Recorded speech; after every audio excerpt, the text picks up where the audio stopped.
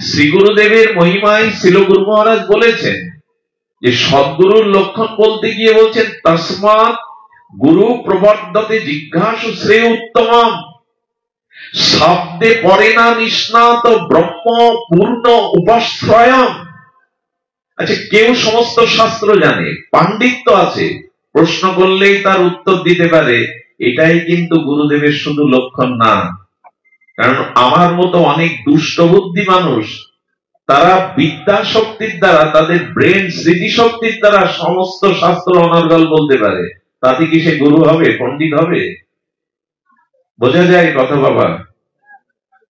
অনেক আছে যারা সমাজে শুদ্ধ ভদ্র মানবিক নয়, কিন্তু তাদের মেধা শক্তি প্রবল। তো মেধা শক্তি দিয়ে যদি সমস্ত শাস্ত্র আপনি মুখস্থ করে বলতে পারেন, তাতে আপনি গুরুদেব নন। এই জন্য পরে বলে শব্দে পড়ে না নিষ্ণাতং ব্রহ্ম পূর্ণ উপাশ্রয়ং, অর্থাৎ তার মধ্যে পূর্ণ ব্রহ্মের স্বয়ং ভগবানের উপাশ্রয় থাকতে হবে। তিনি শ্রী ভগবানের উপাশ্রয়ং, তার মধ্যে স্বয়ং ভগবানের অপরোক্ষ মহিমা কৃপা শক্তি এগুলি থাকতে হবে, শুধু শাস্ত্রের দ্বারা নয়। শব্দে ব্রহ্মাণী বেদাক্ষ ন্যায়ত নিষ্ণাতং তত্ত্বম, অর্থাৎ সমগ্র শাস্ত্রের ব্যুৎপত্তি জ্ঞানের সাথে সাথে তিনি পূর্ণ ব্রহ্মের আশ্রয় তত্ত্ব হবেন, তার মধ্যে পূর্ণ সমশ্রয় থাকবে। ছোট করে একটু বলি, 4টে লক্ষণ যদি কারো মধ্যে দেখেন তাহলে পরম্পরা ধারায় হলে দীক্ষা তার কাছে নিন। প্রথম লক্ষণ, যে যিনি নিজে দৃঢ় বিশ্বাসের সহিত ভগবত ভজন নিজে করেন, যিনি নিজে ভজন পরিত্যাগ কখনো করেন না, এবং তিনি ভজন সাধন করে প্রেম ভক্তি উপলব্ধি করেছেন, নিজে আচরণ করেছেন।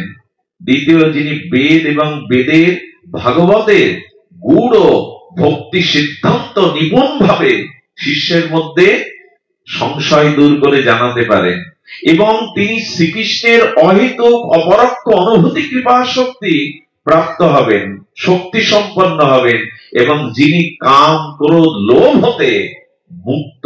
এই 4টে লক্ষণ হলেই তার মধ্যে সদ্গুরুর লক্ষণ। লোভ কাম কামনা হতে যিনি মুক্ত, যার কুঞ্জে আজ আমরা বসে হরিকথার ভাগ্যপ্রাপ্ত হয়েছি, উনি আশ্রমে বসে একদিন নাম করছেন, নিদ্রাজয়ী ছিলেন। এই দিব্য মহাপুরুষ ইনি ছিলেন নিদ্রাজয়ী মহাপুরুষ, ঘুমাতেন না। উনি আশ্রমে বসে বসে হরি নাম জপ করছেন, সাক্ষাৎ ভগবত দর্শন করেছিলেন। নাম জপ করতে করতে, ঘটনাটা বহুবার আমরা উল্লেখ করেছি, সম্মুখে দেখছেন কমলা দেবী, লক্ষ্মী দেবী। কমলা দেবী, তুমি এসেছো এখানে? কিন্তু উনি তো মহাপুরুষ, শাস্ত্রজ্ঞ মহাপুরুষ। উনি তাকিয়ে দেখছেন, এ তো লক্ষ্মী দেবী না, লক্ষ্মীর মতো অপরূপ রূপ। কারণ লক্ষ্মী দেবী হতে গেলে তার গলে প্রলম্বিত সদ্য প্রস্ফুটিত সুগন্ধময় পদ্ম ফুলের মালা থাকতে হবে, নাহলে তিনি লক্ষ্মী নন। লক্ষ্মীকে, কমলা দেবীকে চেনার উপায় হলো সদ্য প্রস্ফুটিত সুগন্ধমণ্ডিত প্রলম্বিত, অর্থাৎ জানু পর্যন্ত লম্বা পদ্ম ফুলের মালা গলায় থাকতে হবে, নাহলে তিনি লক্ষ্মী দেবী। দেখছেন পদ্মের মালা গলায় নাই। উনি ধ্যান করে জানতে পারলেন উনি লক্ষ্মী দেবী না। ওনার আশ্রমে এক শিষ্য, তিনি কামের চিন্তা করছিলেন, পর স্ত্রীর প্রতি মোহগ্রস্ত হওয়ায় পর স্ত্রীর চিন্তা করছিলেন। আর ওই যে সুন্দরী রূপ ধরে এসেছে, ও অশরীর কোন প্রেতাত্মা, যাদের আত্মাগুলো আত্মহত্যা করে, অতি পাপ করে মারা যায়, তাদের আত্মার ঊর্ধ্বগতি হয় না। তারা বিভিন্ন রূপে তাদের যে অতৃপ্ত বাসনা, তাদের যে ভোগ বাসনা, তারা কারো শরীরের মধ্যে প্রবেশ করে এই ভোগ বাসনাগুলো পরিপূরণ করে।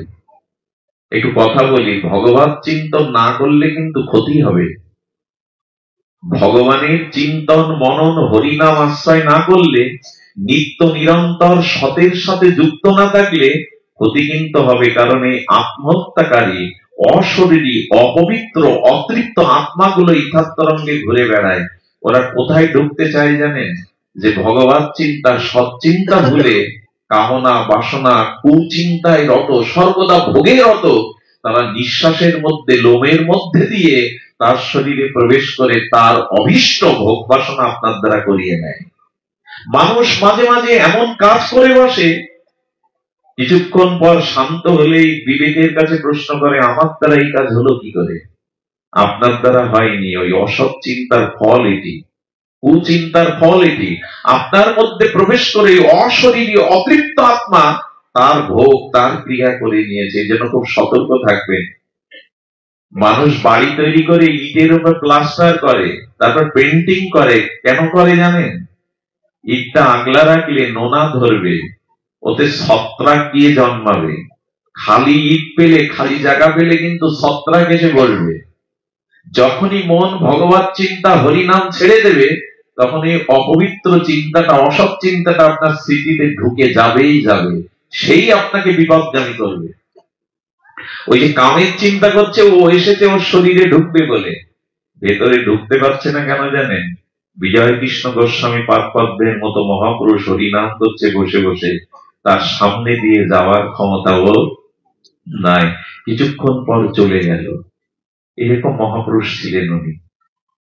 কিছুক্ষণ পর বিদায় নিল। এই জন্য ভগবত চিন্তা কিন্তু আমাদের করতেই হবে। ক্ষতি হয়ে যাবে, হানি হয়ে যাবে, মহতি বিনষ্ট হয়ে যাবে। এই জন্য তস্মাৎ সর্বেষু কালেষু মামনুষ্যর যুদ্ধ চ। গীতাতে ভগবান বললেন, সর্বদা আমাকে স্মরণ করো। তস্মাৎ সর্বেষু কালেষু মামনুষ্যর, আমাকে স্মরণ করো। সতত কীর্তন্ত মাং, গীতার এই মহাবাণী, সর্বদা আমার চিন্তা করো। আমার নামের চিন্তা, আমার রূপের, আমার লীলা, আমার ধামের, যে কোনো ভাবে আমার সাথে যুক্ত থাকো। না হলে কিন্তু ওই অসৎ চিন্তার দ্বারা ওই পথ দিয়েই তোমার ভিতরে ধ্বংস নেমে আসবে। একটা মুহূর্তের, অশুভ মুহূর্তের একটা কুচিন্তায় আপনার জীবন শেষ করে দিতে পারে। একটা অসতর্কতম মুহূর্তে আপনার ভিতরে ক্ষণিকের আবেগ, ক্ষণিকের কুচিন্তা আপনার পুরো জীবনটাই নষ্ট করে দিতে পারে। সাবধান আর আমরা হয়েছি, সাবধান আর আমাদের হয়েছে।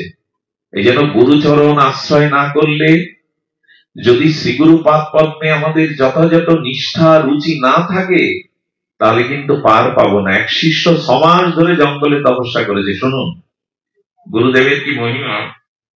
6 মাস ধরে যখন তপস্যা করেছে, এই সমাজ তপস্যার করার পরে এই সমস্ত গায়ে মাটি টাটি জমে গেছে, লতা পাতা এসে ঘিরে ধরেছে, হাড়গুলো কেবল আছে। উনি উপলব্ধি করলেন আমার মধ্যে কাম নাই। কি উপলব্ধি করলে? কাম সাধনার দ্বারা জয় হয়। শ্রীগুরু পাদপদ্মে প্রণাম করে বলছেন, আপনার আশীর্বাদে সাধনায় আমি কাম জয় করেছি। গুরুদেব হাসছেন, বলেন, কাম জয় নিজের সাধনার বলে হয় না। দেবতা মনি ঋষিরাও স্খলিত হয়ে পড়ে। গুরু কৃপা ব্যতীত কারো কাম জয় সম্ভব। গুরুদেবের বাক্যটা নিজে সাধন করেছে তো, নিজে ভজন করেছে, মেনে নিতে পারছে না। শিষ্য গুরুদেবের সামনে তর্ক করতে পারেন না, কিন্তু মন থেকে মেনে নিতে পারলেন না। ওনার সিদ্ধান্ত সাধনার দ্বারা কাম জয়। কেউ যেন কখনো মনে করবেন না আমি নিজ চেষ্টায়, ভজনের দ্বারা, আমার নিজ প্রচেষ্টার দ্বারা, নিজ প্রসত্বের দ্বারা আমি কাম ক্রোধ জয় করতে পারবো। সম্ভব না। একমাত্র শ্রী গুরু করুণা হলে। আর গুরু বলতেই সাধু গুরু বৈষ্ণব তিনে এক। সাধু গুরু বৈষ্ণব, এদের কৃপা ব্যতীত কাম জয় হবে না। শিষ্যটির মনে 3 মাস যেতে না যেতে হঠাৎ কামের উদয় হলো। গুরুদেবেরই ইচ্ছা। এমন হলো 2 দিন উপবাস করে ঘরে দোধ দিয়ে আছে, কিন্তু কাম যাচ্ছে না। উনি কি করেছে জানেন? সহ্য না করতে পেরে কামের তাড়নায় পীড়িত তাড়িত হয়ে পতিতালয়ে গেছেন।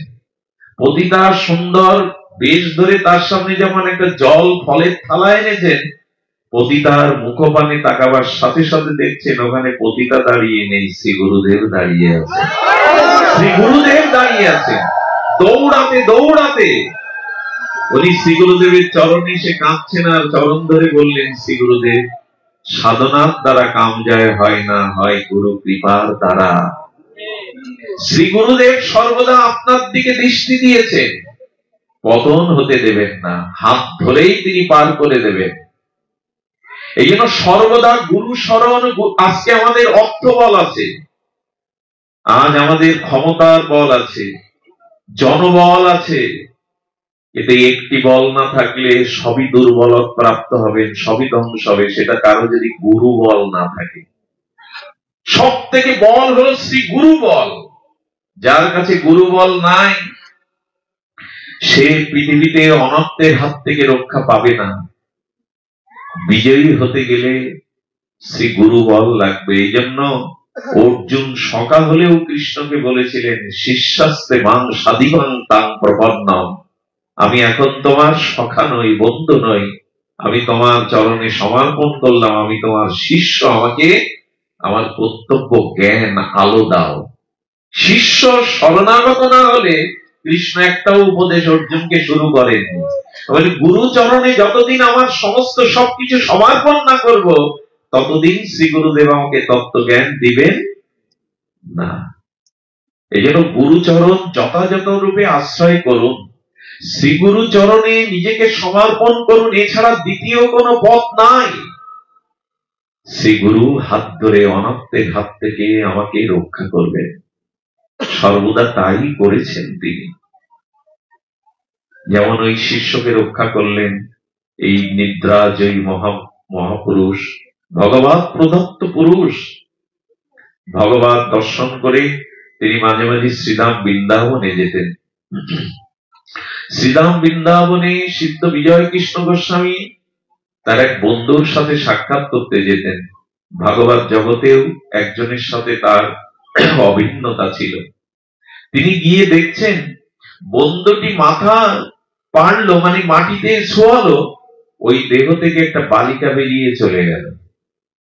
বিজয় কৃষ্ণ গোস্বামী ধ্যানের দ্বারা জানতে পারলেন ইনি মঞ্জুরি স্বরূপের আরাধনা করেছেন সারা জীবন। ওই যে সখী মঞ্জুরি, ওই সাধনা, ওই মনশ্চরণে মনচিন্তনে নিত্য নিরন্তর তিনি নিত্য লীলার সেই রাধারানীর কিঙ্করী মঞ্জুরি ভাব সাধনা করে গেছেন। তাই এই খোলসটা সাপের মতো ছাড়লো, আর রাধারানীর কিঙ্করী রূপটা ওই দেহ প্রাপ্ত হয়ে নিত্য লীলাতে চলে গেল, রাধারানী নিত্য লীলাতে চলে গেল। বিজয় কৃষ্ণ গোস্বামীর সাথে বৃন্দাবনের একটা গতাগতি ছিল, গতাগতি ছিলেন। কত আতুর, পীড়িত, অন্ধ, স্খলিত, পতিত জীবকে তিনি আলো দেখিয়েছেন। এই মহাপুরুষের দিব্য জীবনের যে আলোর বিচ্ছুরণ, তাতে আমাদের মতো তাপিত, পীড়িত, স্খলিত কত মানুষ ভক্তি প্রেম লাভ করে প্রগতির পথে গেছেন। এনারা ছিলেন এই জগতে চিহ্নিত ভগবানের মুক্ত পুরুষ, মহাপুরুষ। জগৎ কল্যাণের জন্য ওনারা নেমে এসেছিলেন। আজ আমরা যথাযথ সম্মান শ্রদ্ধা তাদের জীবন, তাদের লীলা অনুসরণ করি না। দেখুন, ভক্ত চরিত্র যতদিন না শুনবেন, শ্রী ভগবানের শুদ্ধ মহামানবদের দিব্য চরিত্রের আলোকে যতদিন নিজেকে না জাগাবেন, ততদিন প্রেম ভক্তি পথ আমরা পাবো না। ভক্ত চরিত্র শুনতে হবে, ভক্ত মহিমা আমাদের জানতে হবে, তবেই আমরা সঠিক নির্দেশনা পেয়ে নিজেকে মুক্ত করতে পারব। মহাপুরুষের কৃপা ছাড়া, মহতের কৃপা ছাড়া কোনো কিছুই সম্ভব নয়। ললিতপুর বলে ভারতবর্ষে একটি জায়গা আছে, খুব ধ্যান দিন, কথাটি খুব মার্মিক কথা। এই ললিতপুরে তখন খন্ড খন্ড রাজ্য। সেই ললিতপুরের মহারাজা একটি খন্ড প্রদেশের, খন্ড দেশের, রাজ্যের রাজা তিনি। কয়েকজন রানীর মধ্যে ললিতা অপরূপ সুন্দরী, যৌবনাবতী। রাজা প্রায় ললিতার রূপে গুণে মোহে থাকে। ললিতার প্রতি রাজার যে মোহ, ললিতাও রাজার এই প্রীতি ভালোবাসা মোহে উজাড় করে দিয়েছে রাজাকে। কিন্তু বিধি বাম, এই ললিতার শরীরে তৎকালীন সময়ে গলিত কুষ্ঠ দেখা দিল। মনে হয় ৬০-৭০ বছর আগে কুষ্ঠের ভালো চিকিৎসা ছিল না। এই ঘটনা ৬০০ বছর আগে। সেখানে কি করে থাকবে? যেই কুষ্ঠ হলো, পুজ রক্ত ঘা হয়ে গেল, রাজার ললিতার দুয়ারে আসে না। ডেকে ডেকেও দুটো অন্য দাসীরা আর তখন দিতে শোয়া ছিল, কুষ্ঠকে দেখলেই তো মানুষ তখন অন্য পথ দিয়ে চলে যেত। ললিতা বসে বসে ভাবছে, আমি তো সেই ললিতা, আমি তো সেই মহারানী, কিন্তু এখন কেউ আমার দাসীও আমার কাছে, তবে কি এই রূপটাই যৌবনটাই সব? মানুষের ব্যাধি আসার দরকার আছে, দুঃখ অপমান আসারও দরকার আছে, নাহলে ভগবান জগতে এটা দিতেন না। দুঃখ না এলে, ব্যাধি না এলে, কলঙ্ক না এলে, অপমান না এলে মানুষ সংশোধন উপদেশে এই যুগে হবে না। এ দুষে যতই ভালো ভালো উপদেশ দেন, উপদেশে যুগে মানুষের বিবেক বিচার খুব বেশি জাগবে না। যদি সে কলঙ্ক পায়, অপমানিত হয়, রোগগ্রস্ত হয়, ধন শূন্য হয়, ঐশ্বর্য শূন্য হয়, তখন তার বিবেক জাগবে। এই যুগের মানুষের উপদেশে খুব বেশি চেতনা জাগে না। এই জন্য গোবিন্দ এগুলিকেও নিতে বলেছেন। মান যেমন নেবে, অপমানটাও নাও, প্রশংসা যেমন নেবে, কলঙ্কটাও নিও। কলঙ্ক খুব দ্রুত মানুষকে সংশোধন করে দিতে পারে। তো এই জন্য ললিতা ভাবছে এই দেহের সৌন্দর্য নাই বলে রাজাও ফিরে তাকায় না, রানীর মর্যাদা কেউ দেয় না। রাজা কি করেছে জানেন? যাতে ছড়িয়ে না পড়ে, পাশে একটা ঘর নির্মাণ করে ওই ঘরের মধ্যে অবরুদ্ধ রেখেছে, তার দাসী দিয়ে কিছু পাঠায়। ললিতা ভাবলো, যৌবনী আমরাও বুঝতে পারি না, আমরাও জানতে পারি না এই রূপ যৌবনটা আমাদের কাছে মানুষের প্রাপ্তি কি। এই সংসারে আপনাকে কেন মানুষ ভালোবাসার অভিনয় করে, আমার আমার করে, তুমি ছাড়া আমি বাঁচবো না কেন বলে জানেন? আপনার কাছ থেকে সে সুখ পায়, আপনার কাছ থেকে সুখ আদায় করে নেয়। যেদিন আর আপনি ওদের সুখের কারণ হতে পারবেন না, ওদের কোনো সুখের জিনিস আর আপনি দিতে পারবেন না, তখনই বুঝতে পারবেন এ সংসারে স্বার্থ ব্যতীত, আপনার কাছে সুখ আদায় করা ব্যতীত কেউ আপনাকে আন্তরিকভাবে ভালো বাসে না। এই সংসারটা নিয়মই এই, কারণ আত্মা ছাড়া কোনো বস্তু প্রিয় হতে পারে না। আত্মনস্তু তু কামায়া সর্বং প্রিয়ং ভবতি। খুব ধ্যান দিন, কথাটা অত্যন্ত অতিশয় মার্মিক কথা। আত্মাই হলো প্রিয়, আত্মা ছাড়া এই জগতে কোনো বস্তু ব্যক্তি সম্বন্ধ প্রিয় হতে পারে না। বস্তু ব্যক্তি সম্বন্ধ প্রিয় কেন, পিতা প্রিয় কেন, মা প্রিয় কেন, স্ত্রী প্রিয় কেন, সজ্জন বন্ধু কুটুম্ব প্রিয় কেন? ওর মধ্যে আত্মা আছে তাই প্রিয়। আত্মা শূন্য মরা দেহের সাথে কারো সম্পর্ক, প্রীতি, ভালোবাসা। সুন্দরী যুবতী যদি মারা যায়, তার স্বামীকে বলুন তো, মেডিসিন দিয়ে লাশ 200 বছর রাখা যায়, 1000 বছর রাখা যায়, ওকে রেখে দাও 10 দিন, তোমার খাটে, তোমার ঘরে, হাত পা আছে, সবই আছে। কোন যুবক যদি কোন যুবতীকে মনে মনে কল্পনার আসনে বসায়, ওই যুবতী যদি মারা যায় স্ট্রোক হয়ে, তাকে গিয়ে বলবেন তো, ওর নখ থেকে চুল অব্দি সব আছে, তুমি তোকে মনে মনে ভালোবাসতে কল্পনা করতে রাখো, রাখবে তো কোন যুবক যুবতীর দেহ? ভয়ে পালাবে, ওর দিকে ফিরে তাকাবে না। অথচ ওর শরীরের সমস্ত বস্তুই আছে। কেন ভালোবাসা নেই কেন, প্রিয়তা নেই কেন? বস্তু ব্যক্তি সম্বন্ধ প্রিয় হতে পারে না, আত্মা আছে তাই প্রিয়। প্রিয় বস্তু আত্মা, শরীর প্রিয় না, সম্বন্ধ প্রিয় না। এই জগতে একটু বাস্তবতাকে যদি নিরীক্ষণ করেন, দেখতে পাবেন সুখ না আপনি দিতে পারলে, এই সংসারের জন্য আর কিছু করতে না পারলে, আপনার প্রয়োজনই নাই তাদের। এই মোহতেই ভুলে আছে আমার আমার করে। এই জন্য আত্মাই প্রিয়, কারণ ভগবানের চিৎকন অংশ, চিত অংশ আত্মা, সহজ অমল সহজ সুখ রাশি আত্মা। এই জন্য আত্মা আছে তাই সম্বন্ধ, প্রীতি, ভালোবাসা সবই আছে। তো এই আত্মা প্রিয়। তো ললিতা চিন্তা করলো, এই দেহ তাহলে প্রিয় নাই, রানী এই পথ প্রিয় নাই, শুধু যৌবনটা এই পোকা হয়ে গেছে, পুজ রক্ত হয়ে গেছে বলে মুখও দেখে না। আত্মহত্যা করার সিদ্ধান্ত নিলেন। কেন মহাপুরুষ, কেন গুরুদেবের, কেন সাধুর স্মরণ নিতে হয়? এদের ছাড়া জীবনে আত্মকল্যাণ সম্ভব নয়। মহতের কৃপা বিনা কোনো কার্যে ভক্তি নয়। আবার বলি, মহতের কৃপা বিনা কোনো কার্যে ভক্তি নয়। কৃষ্ণ ভক্তি রহুক দূরে, সংসার নহে ক্ষয়। আরে কৃষ্ণ ভক্তি তো দূরের কথা, সংসারের মোহমায়াও ক্ষয় হবে না যতদিন কোন মহতের কৃপা আপনার জীবনে না হবে। এখানে ভগবত কৃপার কথা বলা হয়নি, ভগবানের কৃপা না, সাধুগুরু বৈষ্ণব কোন মহতের কৃপা যদি হয়, তখনই আপনার জীবনে সংসার ক্ষয় হবে, মোহ নাশ হবে, তখনই আপনার জীবনে কল্যাণ আসবে, তাছাড়া আসবে না। ললিতা চিন্তা করলো আত্মহত্যাই করব, আত্মহনন করব। কে তার দেহটা বাইরে নিয়ে যাবে? উঁচু প্রাচীর, রাজপ্রাসাদ। একজন কাজের লোককে ডেকে সোনার হার খুলে দিল গলা থেকে, এটা তুমি নাও, রাত্রে আমাকে পার করে দাও, মই দিয়ে পাঁচিলটা পার করে দাও। ললিতাপুর এখনো ভারতবর্ষে ওনার নাম করে, ওই গ্রামটার নাম ললিতপুর। উনি পাঁচিলের ওপাশে গেলেন, কখনো একটু হেঁটে, কখনো গড়িয়ে। ওখানে একটা বিশাল কুয়ো ছিল, বহু মানুষ এর আগে ওখানে মরেছে। কুয়োতে যখন ঝাঁপ দিতে যাবে, ওই কুয়োর পাশে ছিল নৃসিংহদেবের মন্দির। ওখানে বসে একজন ভক্ত, একজন তপস্বী সাধক বহুদিন ধরে ভজন করছেন নৃসিংহদেবের। চোখ বন্ধ করেই বলছেন, মরলে কি, শরীর ছাড়লেই কি সমস্যার সমাধান হয়? যেই বলেছে থমকে দেয়, আমি মরতে এসেছি কে জানলো? কাউকে তো আমি বলিনি। মহাপুরুষের চরণে গিয়ে পড়েছেন, আপনি কি করে জানলেন আমি আত্মহনন করতে এসেছি? সব জানি আমি। যদি জানেন কেন আটকাচ্ছেন? হয়তো মরতে দিন, নাহলে আমার এই রোগ সেরে দিন, দুটোর একটা আপনাকে করতে হবে।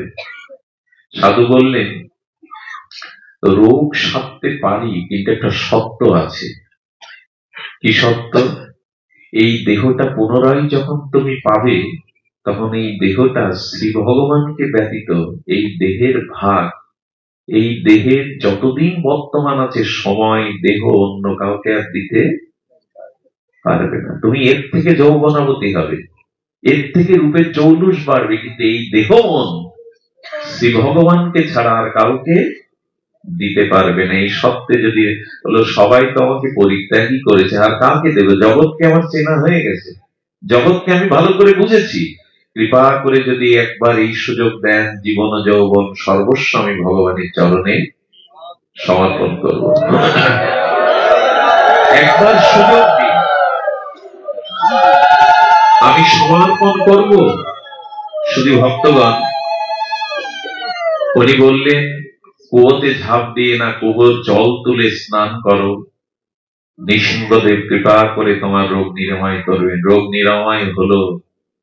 এটা গল্প শোনাচ্ছি না আপনাদের, জৌলুসও বাড়লো, যৌবনাবতী হয়ে উঠলো আগের থেকে।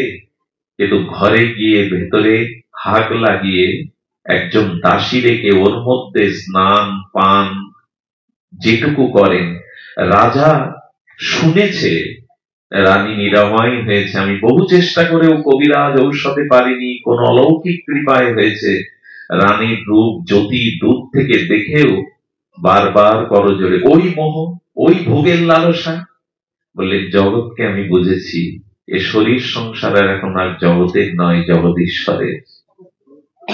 আমাদের চেতনা এমনি করে ফিরতে পারে যদি কোনো মহতের কৃপা আমাদের জীবনে হয়।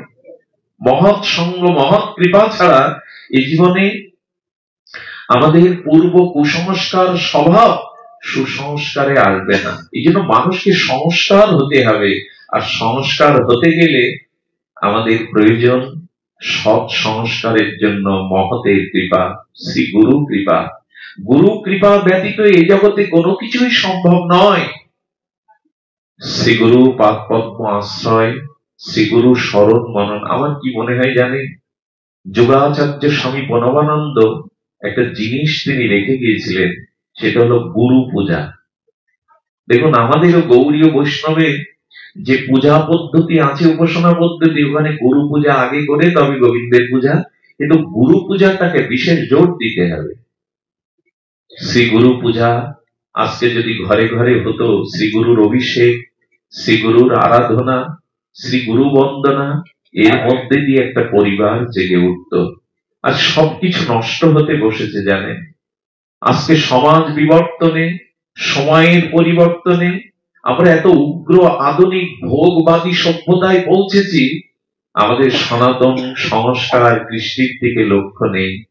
যে গৃহে প্রভাতে মঙ্গল আরতি হয়, যে গৃহে সন্ধ্যায় ভগবানের দিব্য আরতি হয়, যেখানে শ্রী ভগবানের গীতাদি শাস্ত্র অনুশীলন পঠন পাঠন হয়, যেখানে সাধুগুরু বৈষ্ণবের চরণ ধুলিতে স্নাত হয়, সেখানে অভিশাপ আসতে পারে না। সে বাতাবরণ, সে পরিবেশ কিছু ভিন্ন, কিন্তু এগুলি হয় কি গৃহে?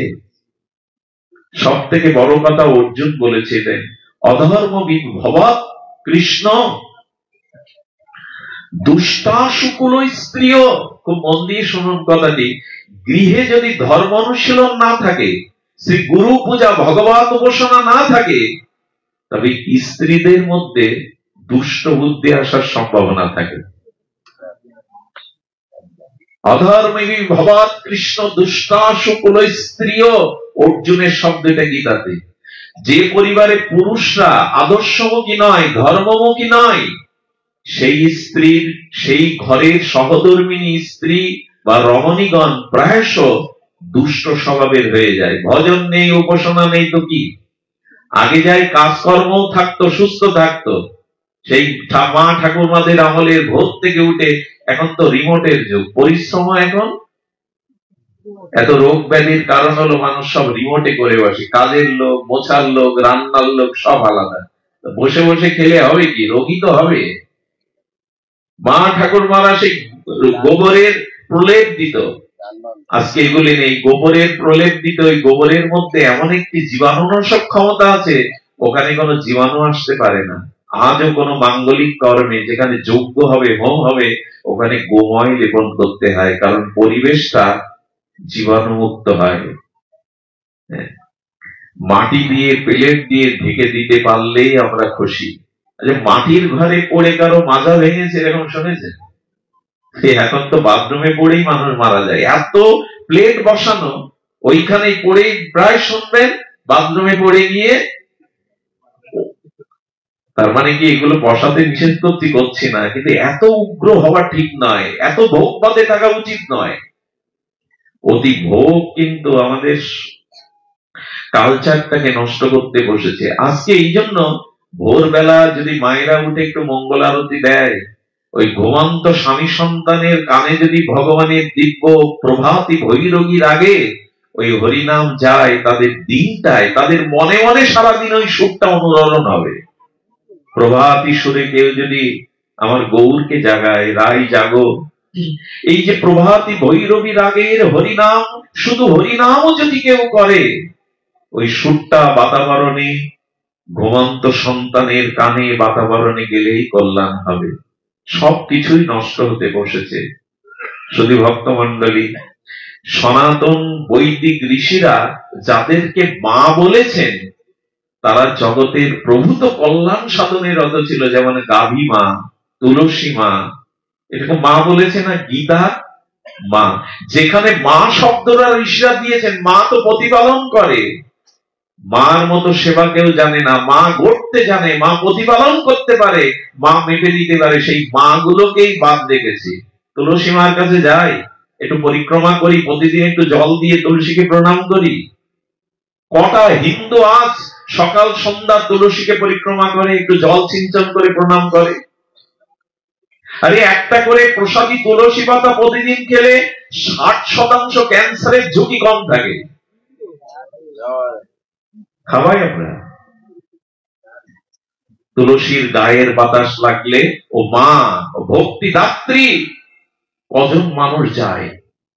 গীতার একটা শ্লোক পাঠ করতে 2 মিনিট লাগে, সে সময় মানুষের হাতে নেই, কিন্তু খবরের কাগজ পড়ার সময় আধা ঘন্টা ধরে ধরে আছে। সব কিছু নষ্ট করতে বসেছি আমরা। শান্তি নেই কেন? বাড়ি গাড়ি টাকার অভাব নেই, শান্তির অভাব। আমরা পুরাতন বৈদিক কৃষ্টিটাকেই ধ্বংস করে ফেলেছি। গাভী মা, পৃথিবী আজ মরুভূমি হয়ে যাচ্ছে, উর্বরতা কমে যাচ্ছে। এক সময় আমাদের এই উপমহাদেশে হব্যকব্য কৃষি সমস্ত কাজের কারণ ছিল গাভী। কৃষি কিসে পালন হতো? কৃষি হাল চাষ গাভী দিয়ে। ওদের গোময় মানে ওদের গোবর আর ওদের ওই যে মূত্র, ওগুলো ধরিত্রীতে পড়ে পড়ে ধরিত্রী উর্বর হতো।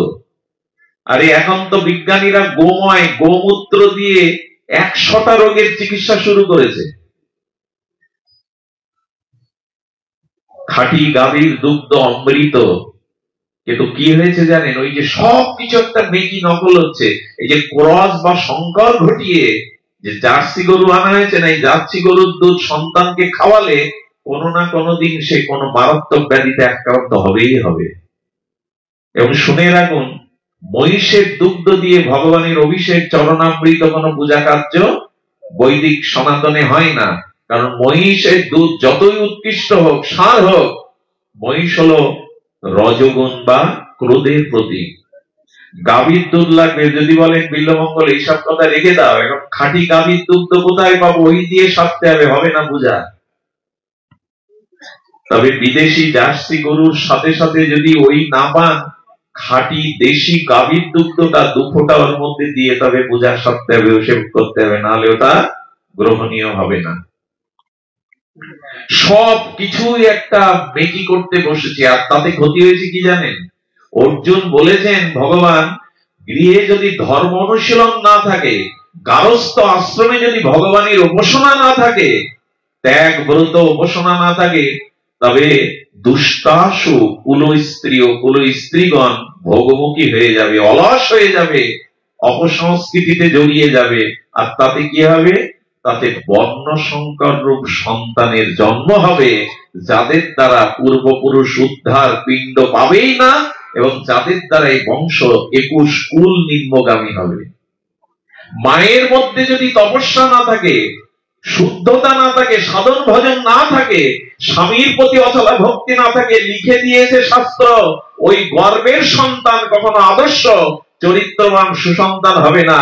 এবং ওই বর্ণ সংকর জাত যে সন্তান, তাদের দ্বারা 21 কুল নরকগামী হবে, তর্পণ পিণ্ড ক্রিয়া ওটা পৌঁছাবে না। অর্জুন সতর্ক করেছিলেন, আমরা শুনিনি।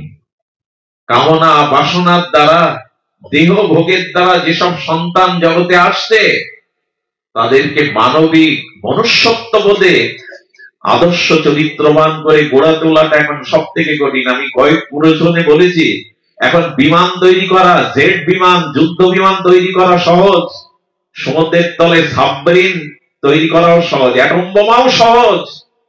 পৃথিবীর সব থেকে কঠিন এখন সন্তানদেরকে আদর্শ চরিত্রবান করে গড়ে তোলা। এর থেকে কঠিন কাজ পৃথিবীতে এখন নাই। 1980 সাল থেকে এই 2025-এ পৃথিবীর সব থেকে ক্ষতি হয়ে গেছে এই সময়ে যারা জন্ম নিয়েছে, এই প্রজন্ম। এরা বহুবিধ ডিগ্রি, শিক্ষা, প্রযুক্তি বুঝছে, কিন্তু মানবিক আদর্শিক চরিত্রবান ধর্মজ্ঞ মহাপুরুষ তৈরি হচ্ছে না। এর একটাই কারণ, সংসারে যদি ধর্ম অনুশীলন না থাকে, শ্রী ভগবানের উপাসনা না থাকে, কুল স্ত্রীগণ ভোগমুখী হয়ে যাবেন, দুষ্টাসু দোষ বুদ্ধি আসবে।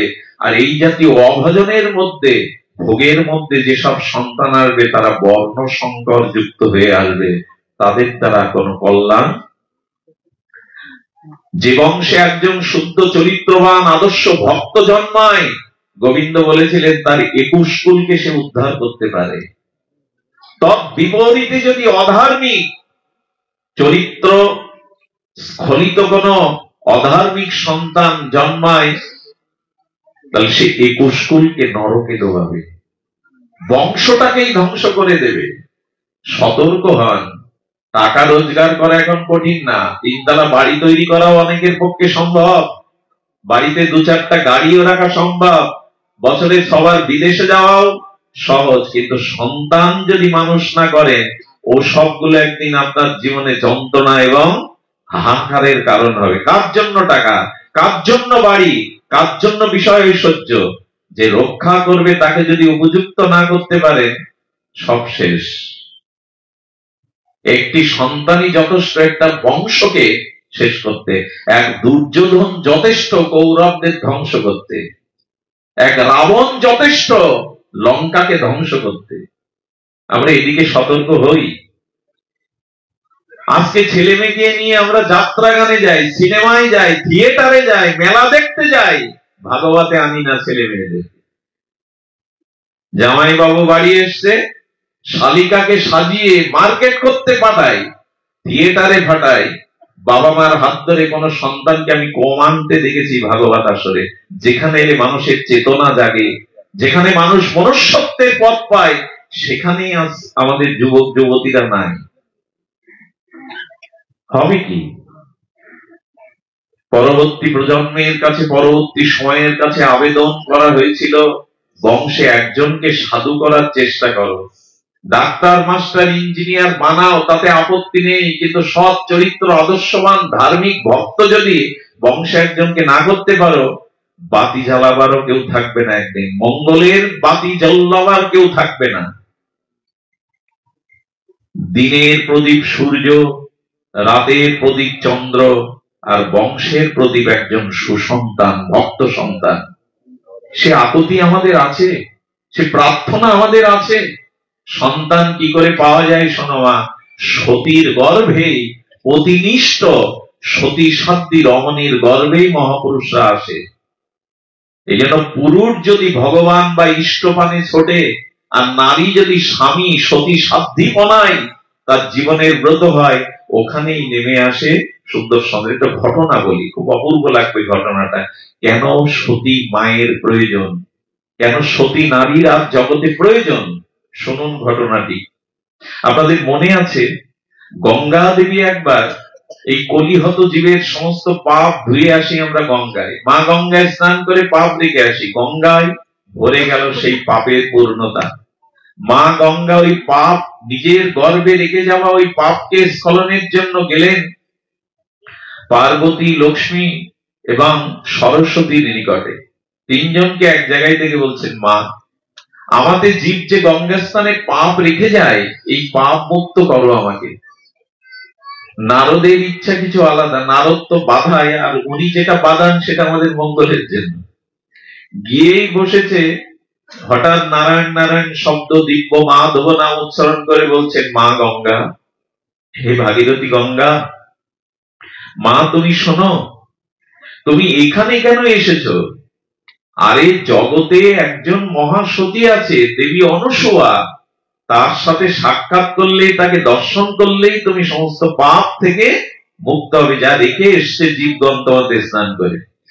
আচ্ছা, কোন রমণীর সামনে আর এক কোন রমণীর প্রশংসা কোনোদিন করতে যাবেন না। একটা বুদ্ধি আপনাদের জানাই, কোন নারী জাতির সামনে অন্য কোন নারীর প্রশংসা করবেন না, আপনার বিরাট ভজন হবেই। সে লক্ষ্মী দেবীর বেলাও তাই, পার্বতীর বেলাও তাই, সরস্বতীর বেলায়। নারদের প্রতি কিছুটা রেগে গেলেন, আমাদের থেকে সতী, তাহলে তাও পৃথিবীতে দেবী অনুসূয়া যখন বললেন ওনার কাছে যাও, নারদ তো এরকমকে লীলাময়, লীলা করতে ভালোবাসেন, যাও ওখানে যাও। মা গঙ্গা প্রণাম করে নেমে এলো, কিন্তু ক্রোধ তো হলো, সরস্বতীও রেগে গেল, পার্বতীও রেগে গেল। তখন বলছেন, আমাদের থেকে সতীতাও পৃথিবীতে, এই উপাধি মেনে নিতে। বিশেষ করে নারীরা খুব প্রতিহিংসা পরায়ণ হয় অপর নারীর প্রতি, এটা সত্য, ঐতিহাসিকভাবে সত্য। ওরা মেনে নিতে পারল না। মেনে নিতে না পারলে দেবী অনুসূয়ার ওখানে কি করেছেন, ওরা বুদ্ধি আসছে যে ওর সতীত্বের পরীক্ষা নেওয়া প্রয়োজন, ওর সতীত্বের পরীক্ষাটা নিতেই হবে। আর তারা কি করেছেন, ওইখানে অত্রি ঋষি, অনুসূয়া দেবীর পতির নাম হলো অত্রি ঋষি, উনি সমাধি থেকে হঠাৎ বলছেন একটু জল দাও। আর ওইখানে কি করেছেন, পার্বতী, লক্ষ্মী, সরস্বতী ওখানে সমস্ত জল তত্ত্বকে সরিয়ে নিয়েছেন। দেখি স্বামী চাইলে, স্বামীর আদেশে সেবা না করতে পারলে পরীক্ষা কি করে, পরীক্ষার পরে পরীক্ষা, জল ওইখানে নাই। সঙ্গে সঙ্গে দেখছেন সরোবরে জল নাই, ঝর্ণার দিকে স্বামী জল চেয়েছে, কিন্তু একবারও বলেনি যে ঘরে জল নাই। আমি একবার কোথায় পাঠ করতে গেছি, শুনুন, যারা প্রকৃত সতী নারী, ভজন পরায়ণ, সুশীলা রমণী, তাদের মহিমা দেখুন। আমি একবার কাপড় বৃষ্টিতে ভিজে গিয়ে বলছি, মা ধুতি আছে পরবার মতো, পাঠ করবো তো সব ভিজা। উনি খুব দরিদ্র, ভাঙা ঘর, কাপড় আছে কিনা আমার বিবেচনা করে বলা উচিত ছিল, কিন্তু বললেন আছে বাবা, দিচ্ছি। একটা কাপড় আনলেন সাদা, তবে মায়েদেরই, বৃদ্ধ মায়েরা যে সাদা কাপড়, একবারও বললেন না যে আমার ঘরে বস্ত্র বা ধুতি, সেটা সেদিন তিনি যাওয়ার সময় কি করছেন জানেন? যাওয়ার সময় একটা ফল মাথায় করে এনে দিচ্ছেন। বললাম, মা ফলটা এভাবে কেন দিচ্ছ? বলে, যে পথে তুমি চলেছ, আমি আমার প্রিয় পরম জগদীশ্বরের কাছে প্রার্থনা করি তোমার এই পথে, প্রচারের পথে যেন তুমি প্রকৃত প্রেম লাভ করতে পারো, ফল লাভ করতে পারো, প্রেম রূপ ফল। ফলটা দিচ্ছেন ওই অনুভূতি প্রশংসা করে, তুমি যাতে জগতে প্রেম ফল লাভ করতে পারো, লক্ষ্যে পৌঁছাতে পারো। ছোট্ট ঘটনা, এগুলো সাধারণ, কিন্তু মানুষকে উদ্বুদ্ধ করে। স্বামী বলেছে জল নেই, এ শব্দ নেই, এগিয়ে চলেছেন জলের জন্য। আর গঙ্গা সেই সময় আসছিলেন দেবী অনসূয়ার সাক্ষাৎকারের জন্য। ওনার দর্শনে, ওনার স্পর্শনে আমার মলিনতা যাবে, জীবে রেখে আসা পাপ বিধৌত হবে। গঙ্গাকে দেখে গঙ্গা প্রণাম করেছে, মা তো জলের জন্য কোথায় যাচ্ছেন? বলে, কে তুমি? বলে, আমি গঙ্গা। মা তুমি এসেছো তো? মা আপনার হাতে কুমণ্ডল, বলে একটু জল চাই। দুর্গা মানে গঙ্গা দেবী দেখছেন পার্বতী, লক্ষ্মী, সরস্বতী জল তত্ত্বই সরিয়ে নিয়েছে পরীক্ষার জন্য। ঝর্ণার দিকে মা গঙ্গা তাকালেন, ঝরে ঝরে জল আসলো, ওই জল নিয়ে গিয়ে স্বামীকে সেবা করালেন। দেবী অনসূয়াকে দর্শন করে মা সদ্য পাতক নাশিনী দেবী গঙ্গা বড় প্রীত হলেন। আর গঙ্গা মায়ের আশীর্বাদ, মায়ের সঙ্গ পাওয়ার সাথে সাথে তার ভেতরে নির্মলতা এলো। দেখুন, একজন সতীর দর্শনের দ্বারা, একজন শুদ্ধ আত্মার দর্শনের দ্বারা গঙ্গারও রেখে আসা পাপ স্খলন হয়। কোন শুদ্ধ ভক্তের চরণধূলি যদি গঙ্গায় পড়ে, হরিনাম সংকীর্তনে রত কোন বিশুদ্ধ মহাভাগবতের চরণ রেণু যদি গঙ্গায় পড়ে, গঙ্গাও বলে আজ আমি ধন্য হলাম, আজ আমি ধন্য হলাম, ভক্তের চরণ ধুলি পেয়েছি বলে। গঙ্গাও নিজেকে ধন্য মানে।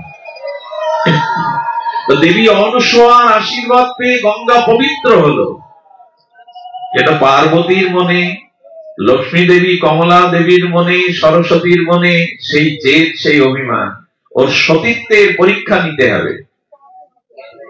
সকলে মনোযোগ দিন, ধ্যান দিন। তখন বলছেন, আরে সরস্বতী বলছে ব্রহ্মাকে, পার্বতী বলছে ভগবান শঙ্করকে, লক্ষ্মী দেবী বলছেন বিষ্ণুকে, তোমরা যাও। আরে আমাদের সতীত্ব তো জগৎ বিদিত, শাস্ত্র বিদিত। দেবী অনসূয়া নাকি আমাদের থেকে সতী, ওর সতীত্বের পরীক্ষা করে এসো। শুনছেন তো মা? পাঠাচ্ছেন শিব ঠাকুরকে, ব্রহ্মাকে এবং বিষ্ণুকে, যাও পরীক্ষা করে এসো। মায়েদের কথা তো মাঝে মাঝে শুনতে হয় প্রতি দেবতাদের। পরীক্ষা করতে এসে দিগম্বর তিনজন মহাত্মার বেশ ধরেছে। দিগম্বর মানে বস্ত্র রাখেননি, বিবস্ত্র হয়ে যখন দেবী অনসূয়ার দুয়ারে এসে, যে অত্রি ঋষি কোথায় বসে তপ করছিলেন, গৃহে তিনি নাই। দেবী অনসূয়া বাইরে আসার সাথে সাথে বললেন, মা আমরা তোমার কাছে ভিক্ষা নিতে পারি, আমরা পরমহংস, আমাদের ভিক্ষাটাও দিতে হবে খুব নিষ্পাপ হয়ে, বস্ত্র আবরণ থাকলে হবে না। অনসূয়া মা দুয়ারে তিনজন এসেছে, ব্রহ্মা বিষ্ণু মহেশ্বর, তিন সাধু রূপে, কি করে প্রাবেন? ঘরে গিয়ে স্বামীকে স্মরণ করছেন, জগৎপতিকে বলছেন, সত্যই যদি পতি প্রাণা হই আমি, তাহলে বিবস্ত্র হয়ে মা তার শিশুর কাছে যেতে পারে। দুগ্ধপোষ্য সদ্য ভূমিষ্ঠজাত শিশুর কাছে মায়ের বস্ত্র আবরণের প্রয়োজন হয় না নিজের সন্তানের কাছে। হে প্রভু, যদি আমি সৎ সুন্দর সতীত্বকে প্রতিসেবা করে থাকি, এই মুহূর্তে ওই তিনজন মহাত্মকে দুগ্ধপোষ্য শিশু তৈরি করে দাও। যেই বলা, ব্রহ্মা বিষ্ণু মহেশ্বর তিনজন ওয়া ওয়া করে কাঁদতে শুরু করেছে ভূমিষ্ঠ শিশুর মতো। মা কোলে নিয়ে বললেন, শিশুকে স্তনপান করানো মায়ের কর্তব্য, সেবা দেওয়া কর্তব্য। এইভাবে মা 3 মাস ভগবানকে ওই বাচ্চা বানিয়ে, দুগ্ধপোষ্য শিশু বানিয়ে দোলাচ্ছে আর খেলাধুলো আনন্দে পান করছে। এদিকে 6 মাস যদি বৈকুণ্ঠে না যায় বিষ্ণু, তাই না, যদি কৈলাসে না যায়, ওদের মাথায় হাত উঠেছে নারদ, আরে পতি দেবতারকে পাঠালাম সতীত্বের পরীক্ষা নিতে, কোথায় তারা? বলে মা এখন আর আমি কি বলবো, তোমরাই গিয়ে দেখে এসো। এসে তাকে দোলনায় দোল খাচ্ছে ব্রহ্মা বিষ্ণু মহেশ। চিন্তা করতে পারেন একজন সতীর মহিমা কি? ভগবান বলেছিলেন যেখানে একজন সতী দাঁড়িয়ে থাকবে ওইখানের মাটি ধ্বংস করার ক্ষমতা আমি ভগবান আমারও নেই। মীরা যখন রাজস্থানের বেত্তা থেকে চলে গিয়েছিল, ওখানে অনাবৃষ্টি ফসলানি হয়েছিল, যে গ্রামে যে পরিবারে একজন শুদ্ধ সতী বা ভক্তের বাস আছে, ওই অঞ্চলটাই মঙ্গলময় হয়ে ওঠে, শস্য শ্যামলা হয়ে ওঠে ধরিত্রী। শুদ্ধতার অভাব বিধায় আজ পৃথিবীর এই জরা ব্যাধি, ভাইরাস, রোগ সবকিছু সদাচার এখন লন্ডভন্ড হয়ে গেছে ঝড়ের মতো। তো এসে দেখছেন যে ওই 3 জন সাহিত্য খেলছে তারা। আচ্ছা, ব্রহ্মা বিষ্ণু মহেশ্বর পারে না ওদের পূর্বের রূপে ফিরে যেতে? সম্ভব না। সতী বাক্য তুলে না দিলে ব্রহ্মা বিষ্ণুরও সাধ্য নেই ওই অবস্থার পরিবর্তন হওয়ার। কি আশ্চর্য সতীর মহিমা কীর্তন করা হয়েছে। দেবী অনুসূয়ার কাছে গিয়ে চরণে পড়লেন, মা তোমার পরীক্ষার জন্য পাঠিয়েছিলাম আমাদের পতি দেবতাকে, করুণা করে আমাদের কাছে ফিরিয়ে দাও। আজ পার্বতী, লক্ষ্মী, সরস্বতীও এই জগতে দেবী অনুসূয়ার কাছে এসে চরণে পড়ছেন, মা পতি দেবতাকে ফিরিয়ে দাও। সতীর কি মহামহিমা।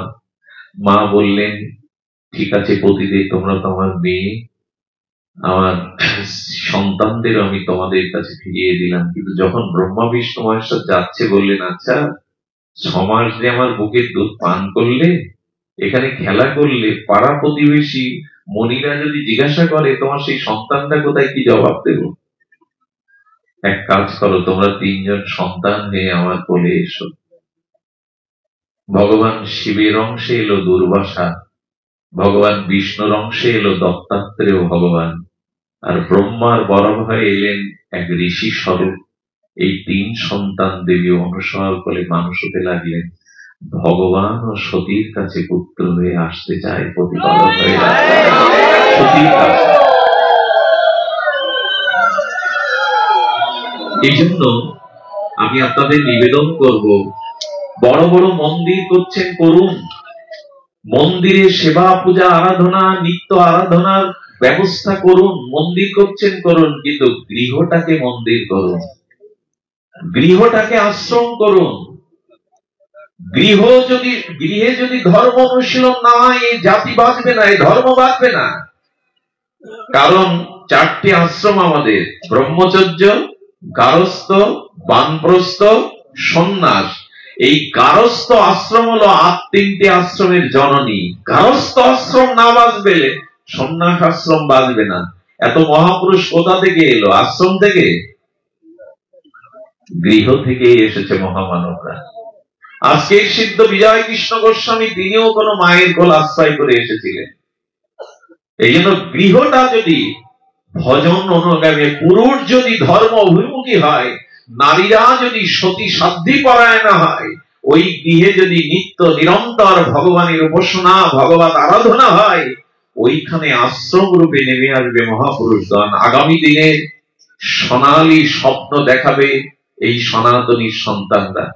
আমাকে প্রায় মাঝে মাঝে বলেন, মঙ্গলজি আপনি যেই অনিয়ম করে রাত দিন চলছেন, আপনি আপনার জায়গায় কাউকে রেখে যেতে পারছেন তো? কাউকে গড়ে যেতে পারছেন তো?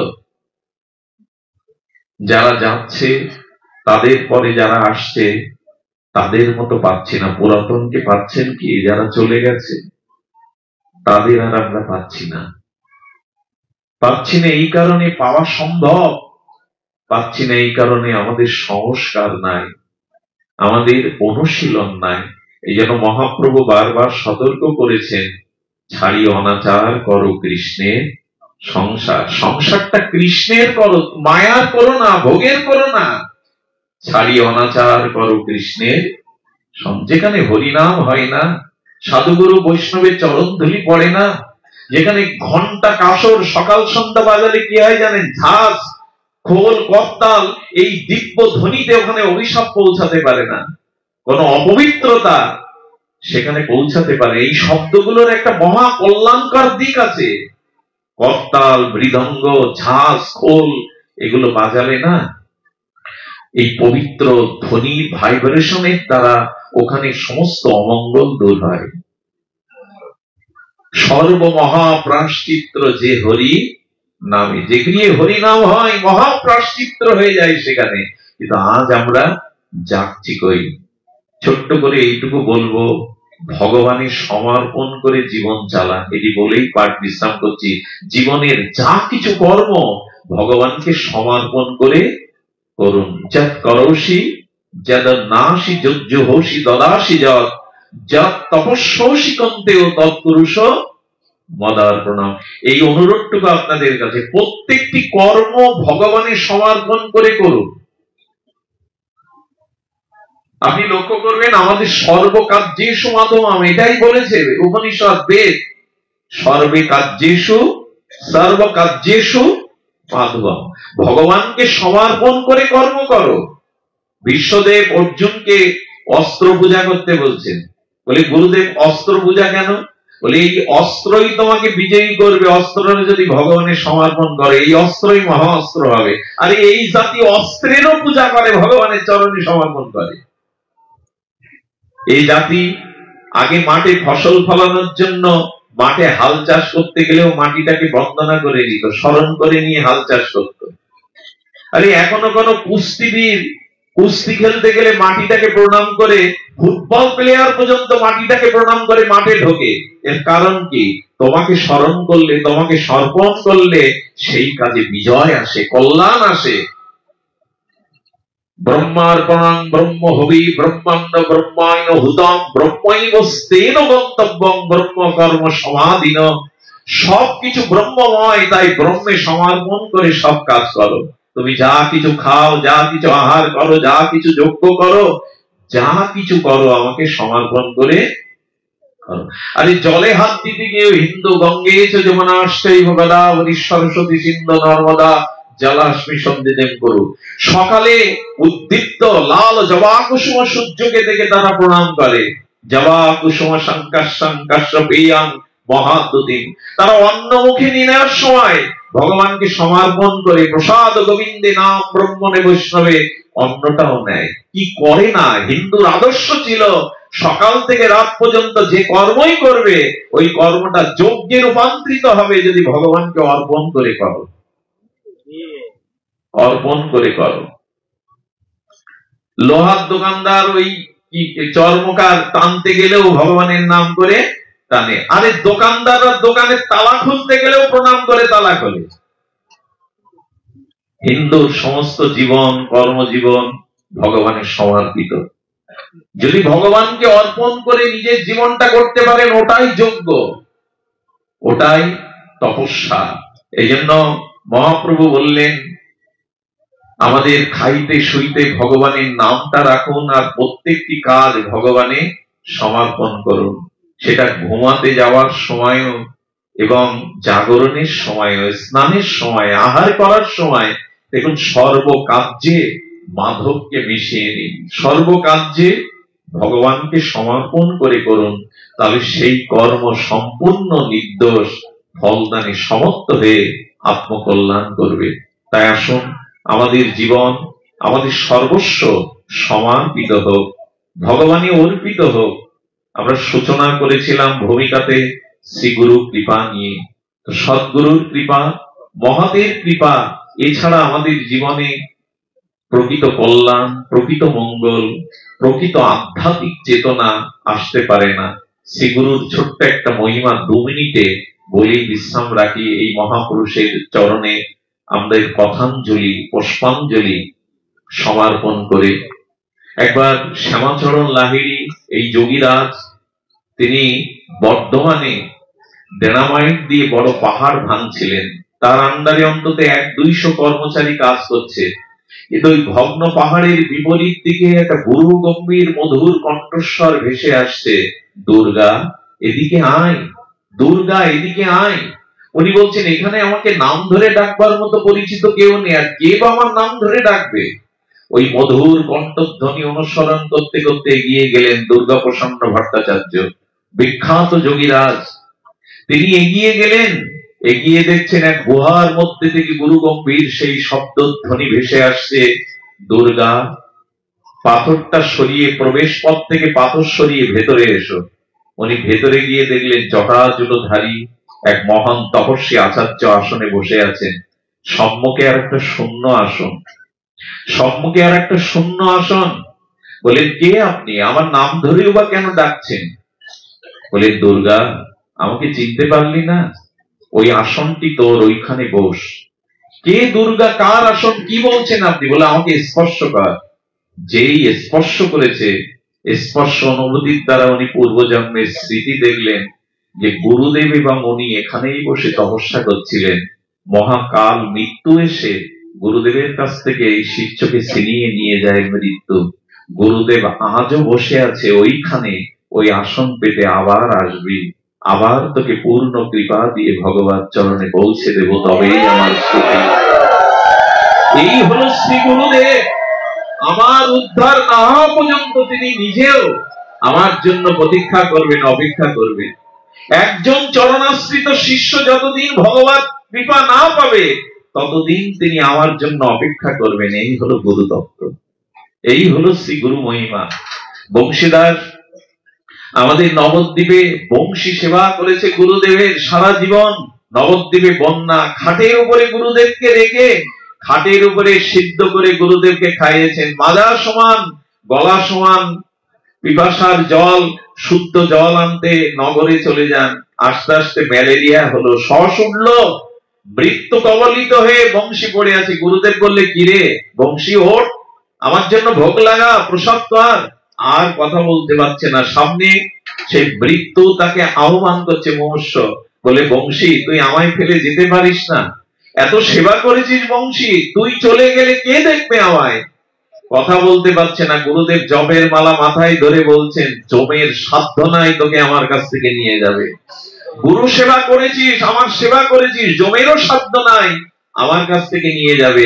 আয় ওঠ, ভোগ রান্না কর। মালা ছুঁয়ে দিলেন, বংশী উঠে দিব্য সুস্থ হয়ে গুরুদেবের সেবায় গেল। পারেন নাকি গুরুদেব? তাই আসুন গুরুচরণ আশ্রয় পূর্বক সদ্গুরুদেবের চরণে শরণ মনন নিয়ে জীবনটাকে সমর্পিত জীবন করি, ভগবানে অর্পণ করি। ধন্য হোক আপনাদের আজকের এই অনুষ্ঠান, ধন্য হোক আজকের এই মাঙ্গলিক আয়োজন। সবার প্রতি প্রণাম জানিয়ে, সবার প্রতি ভগবানের অশেষ কৃপাশিস বর্ষণকে প্রার্থনা করে আজকের মতো হরিকথার এখানেই পূর্ণ বিশ্রাম। আগামীকাল বিজয় কৃষ্ণ যোগমায়া কুঞ্জে উদয়াস্ত হরিনাম সংকীর্তন এখানে এবং মহোৎসব। সকলকে নিমন্ত্রণ, মধ্যাহ্নে প্রসাদ বিতরণ।